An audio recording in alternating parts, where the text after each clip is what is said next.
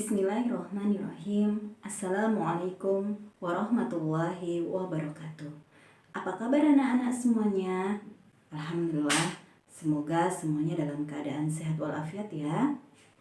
Dan pada kesempatan kali ini, kita akan melanjutkan pembelajaran kita kembali muatan tematik di tema kelima tentang wirausaha. Subtema pertama, kerja keras menghasilkan kesuksesan, dan pembelajaran pertama. Tapi sebelumnya, mari kita awali bersama pembelajaran kita dengan membaca doa sebelum belajar. Bismillahirrohmanirrohim. Rabbi srohli sodri wa yassirli amri wahlul uqdatam min lisani yafqahu qawli.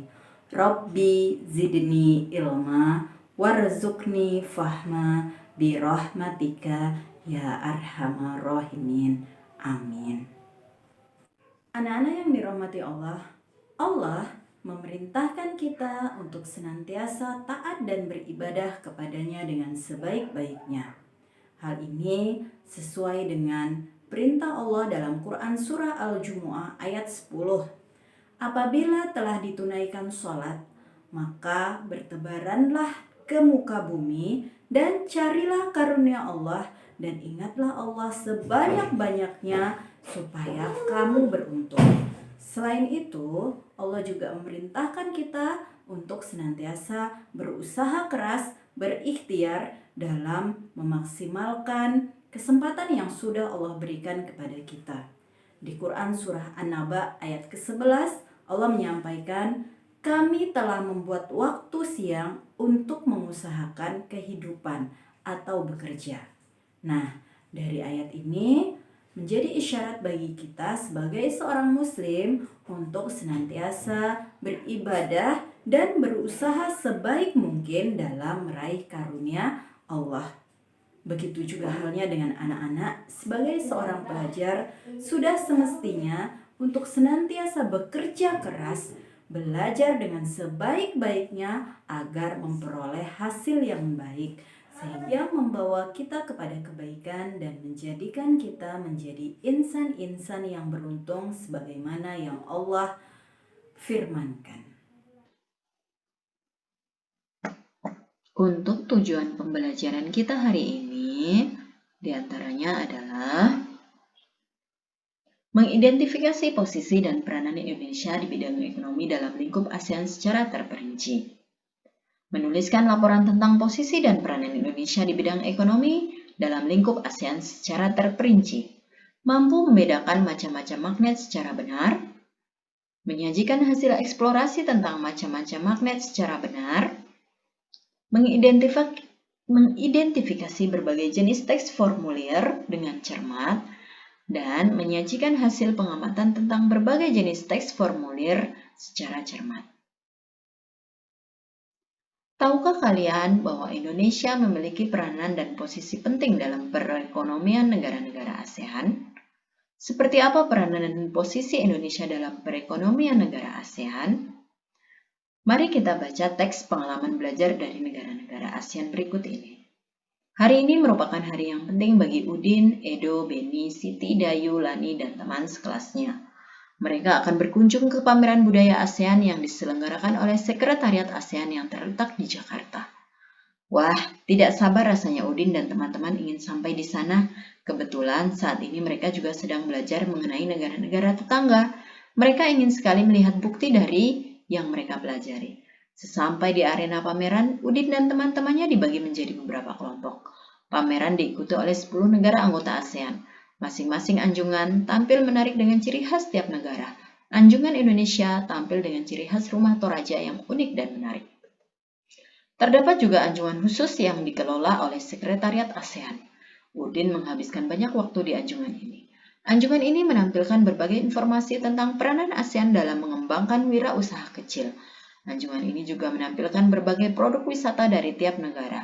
Berbagai produk kreatif ada di sana. Ada jaket kulit dari pengrajin negara Indonesia, ada manisan buah Thailand dalam kemasan kaleng, ada alat penyeduh kopi klasik Vietnam, serta ada pula aplikasi agribisnis yang dikembangkan oleh pemuda Indonesia untuk menghubungkan petani dan konsumen.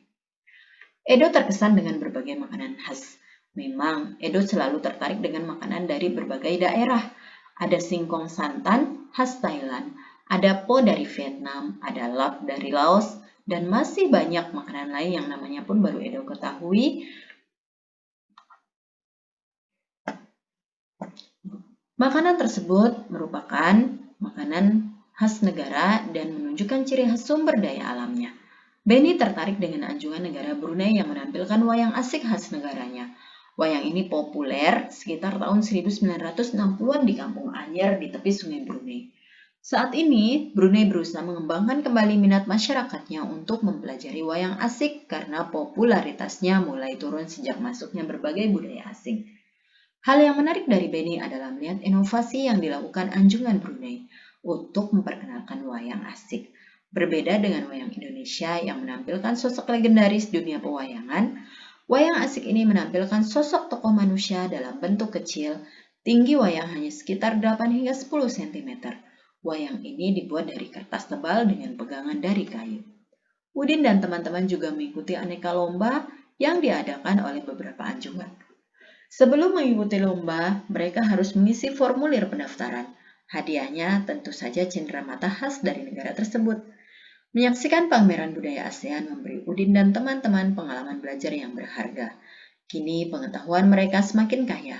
Pengetahuan dari penjelasan guru, dari buku yang dibaca, serta menyaksikan langsung ragam karya dan budaya yang ditampilkan tiap negara ASEAN. Nah, berikut ini ada pertanyaan yang harus anak-anak jawab berdasarkan teks bacaan tersebut. Silahkan jawab pertanyaan ini di buku tulis tematik kalian. Dan kirimkan jawabannya melalui Classroom kelas 6B.